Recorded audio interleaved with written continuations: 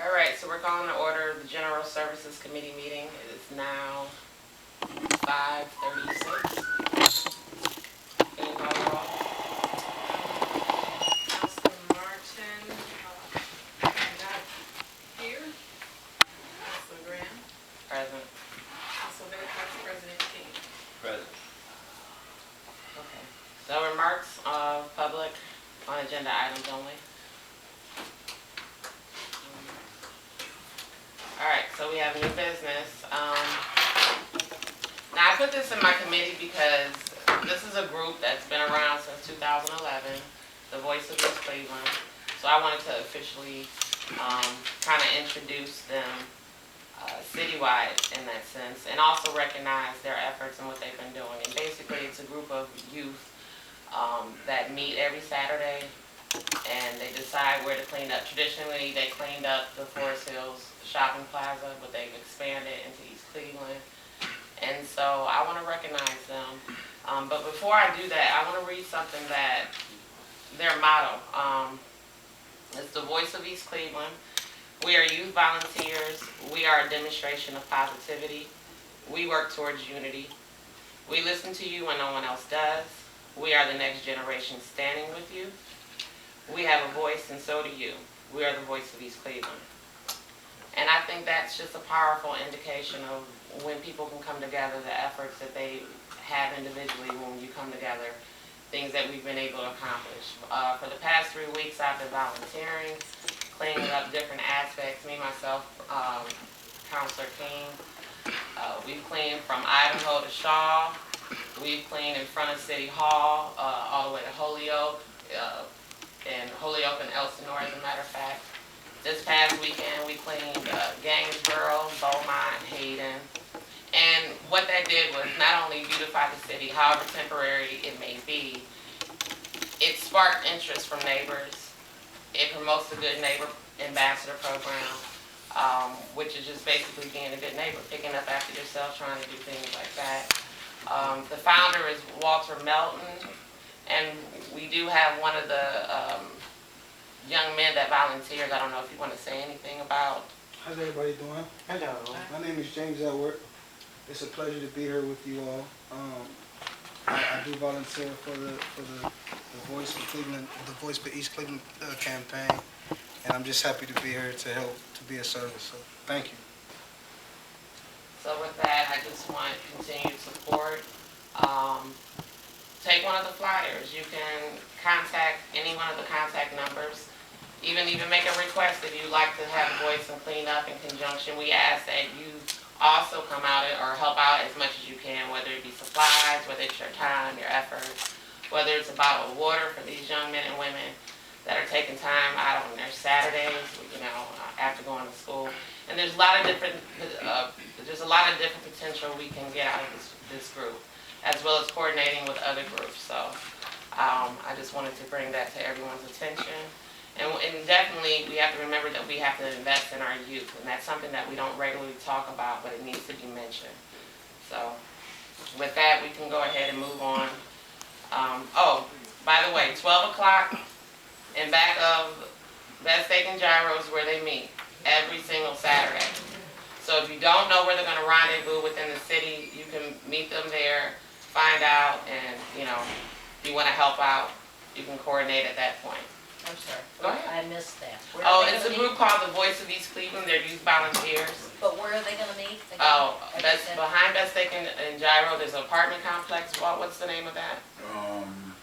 Parkview Estates. Parkview Estates at 12 o'clock. They rendezvous there, get everyone together, and figure out where they're going to go. So, you have anything to say?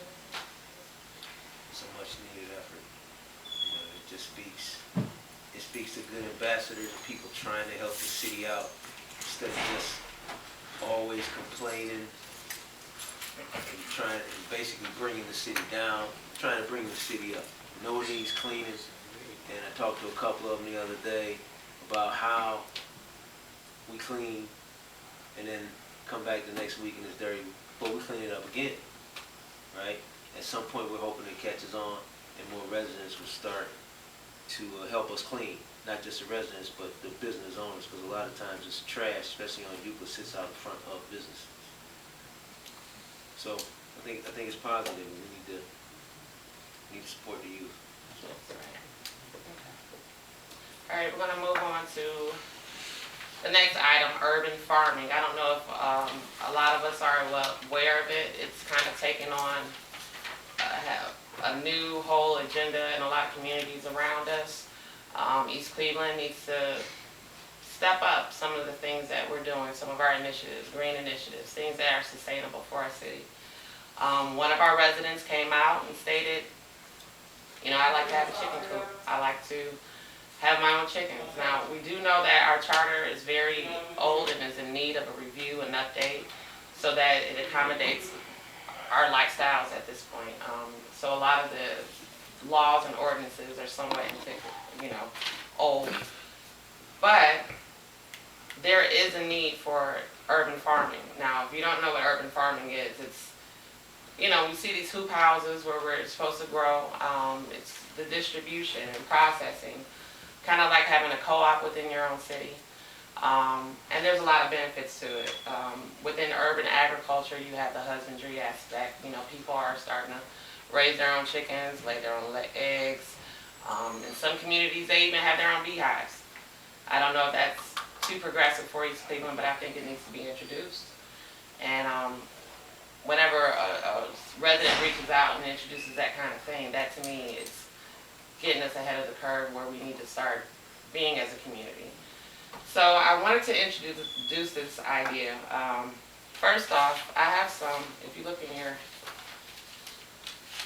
there's a lot of communities doing this. South Euclid has regulations for it. Cleveland Heights has regulations for it. Now, when I say that we need to start getting with the times, we understand that there's a lot of economic impact, a lot of things that are going on economically where we must do things for ourselves. We must be able to produce our own eggs. And then in turn, there's a lot of benefits socially in having programs like that. This is something that I can see potentially bridging off into the schools or in the educational aspect. We're building entrepreneurship within our community, circulating our own dollar. These are things that we need to start talking about with the onset of annexation or merger. These things need to take place and need to be there, regardless. So I kind of did my own research. And did you have anything that you wanted to say because you got here late? And I know that you... There are people in East Cleveland, other people who have chicken coops. And the McGregor Nursing Home, although they call themselves Cleveland Heights, they have beehives. So...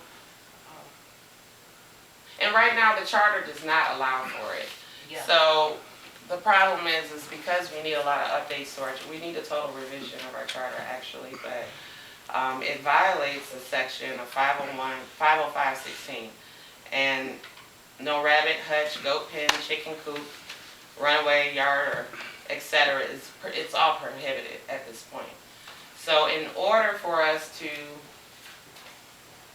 amend the charter to allow something like that, we would actually have to have a petition go around. We would have to get a certain percentage of the electorate, and then we can put it on the ballot and go from a vote from there. But then there's a lot of pros to it, and then there's a lot of cons. And so in committee, we're going to discuss the pros and the cons. This is a chance for the residents to make their objections and make their point about it. The pros are out there. I mean, it impacts us socially, economically. Just the basic, you are what you eat. You raise your farm animals, you know what you feed it. Most of our animals that are eggs and things that we get, they're in battery cages where the hens are stuck together. It's a propensity for salmonella poisoning. It's just a stressful environment, so whatever you ingest in yourself, if you think holistically, not only that, it's a public health, issue. You can produce this food. A lot of our hens that we get in the stores that are frozen have antibiotics, causing, resistance to bacteria that's resistant to a lot of antibiotics. So there's an overuse of that.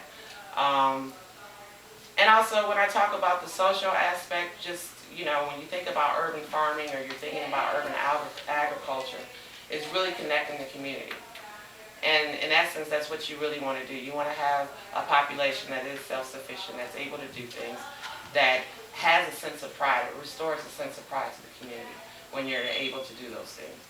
And you're seeing a lot of cities grasping onto that because there's an economic need for it as well. Some of the cons are, I would say the number one, the rooster. So, nobody wants a rooster crackling at 3 a.m. in the morning all the way to 6, 7, So, of course, we would have to have laws to mandate how we would do this, but this is something that we need to introduce to the public. And, does anyone have any questions or any issues or could see this as being, or, what is the feeling of everyone as far as that's concerned? No, one way or the other. It's not. So this is an example of how some of the laws in our books aren't conducive to the things that we need to do. So, in the long term, maybe we can do a charter review to address some of these issues. And with all the other issues that we have, this certainly is something that we can look at and say, okay, whether you're on the side of merger or, annexation, or we're going to be here, there's things that we need to incorporate to make our lives better here in East Cleveland. We have the farmers market. We can do a lot of things in conjunction with that. But I just think it's important for individuals to be able to make certain choices as far as their lifestyle, as far as what they want to do, what they want to eat, how they want to do it. So I guess that would be it on that subject. So anybody have any questions, So what I plan to do is we're going to have to get together and kind of put some kind of summary of all the laws and look at some of the, different ordinances in the other cities and try and kind of use that as a skeletal outline. And then any participation from the residents is greatly requested. And, any issues that you have, contact council, myself. Now, we're going to move on to... Before we move on, I wanted to ask you about this. Okay. So I noticed chicken.